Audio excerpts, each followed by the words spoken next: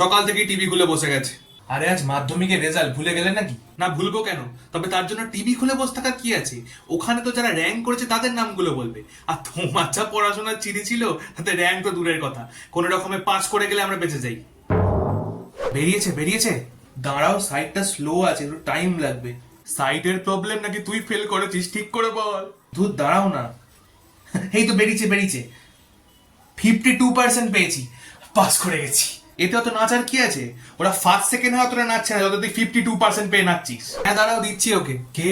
তোর ছোট মাসি যায় ননদ। এ হঠাৎ ফোন করছে কেন? ওর ছিল তো পরীক্ষা দিয়েছিল, তোর রেজাল্টটা কেমন হলো সেটা জানার জন্যই ফোন করেছে। না, নিজের বিশাল রেজাল্টটা বলে উদ্ধার করা এবার। হ্যাঁ হ্যালো। হ্যাঁ আমি ভালো আছি। ও, আপনার ছেলে 90% পেয়েছে? বাবা। আমি আমি হ্যালো হ্যালো, শোনা যাচ্ছে না।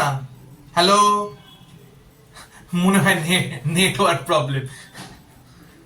দেখ ওই ছেলেটাকে দেখ, দিনে 18 ঘন্টা পড়াশোনা করতো, তবেই না ফার্স্ট হয়েছে। আর আমাদের লাট সাহেবকে দেখো, সারাদিন শুধু ফোন, রিল, গেম। সেরকম রেজাল্ট হয়েছে। এবার কি স্ট্রিম নেবো সেটাই ভাবছি। তোমার যা রেজাল্ট হয়েছে বাবা, তোমাকে অত কষ্ট করে আর ভাবতে হবে না। ওই রেজাল্ট নিয়ে সায়েন্স কমার্সে এমনিতেও তোমার চান্স হবে না।